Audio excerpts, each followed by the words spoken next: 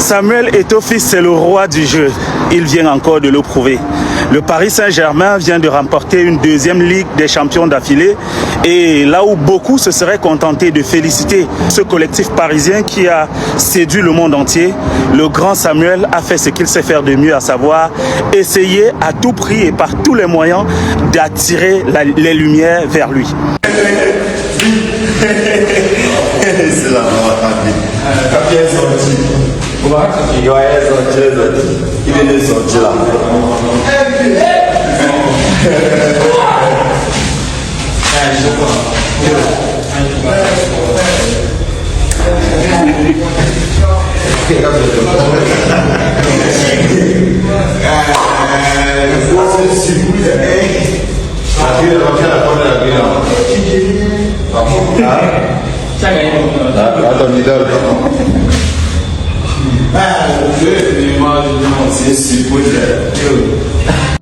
Les amis, bonjour. J'espère que vous allez bien ce mardi matin. Avant de vous revenir avec cet autre acharnement sur Samuel Eto'o, décidément son nom est sucré, hein? On croque ça à toutes les sauces.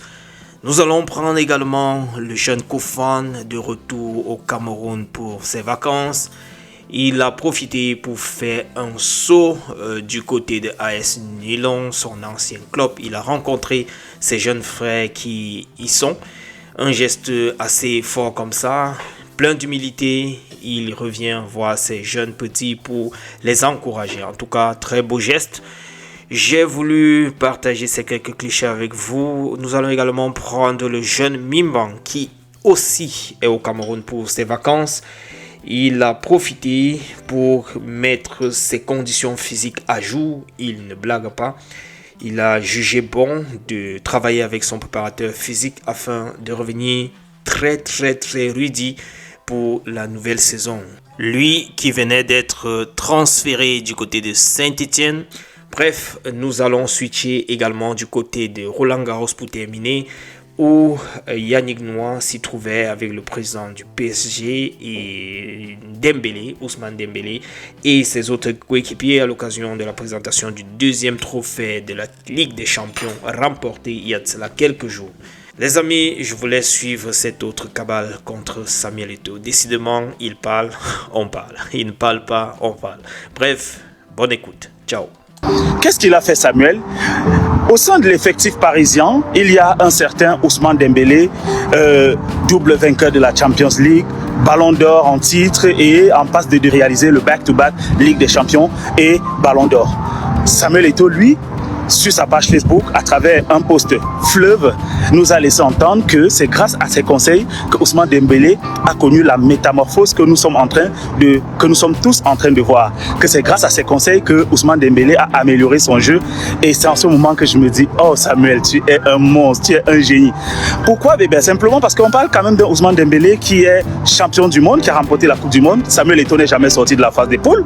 On parle d'un Ousmane Dembélé qui a remporté la Champions League 2 fois d'affilée, même si Samuel Eto'o aussi a gagné des Champions League. Samuel Eto'o a presque oublié qu'il a son propre fils qui aurait aussi aimé bénéficier de ses conseils. Pourquoi Samuel Eto'o aurait préféré conseiller Ousmane Dembélé en laissant de côté son propre fils qui galère dans les divisions inférieures en Espagne?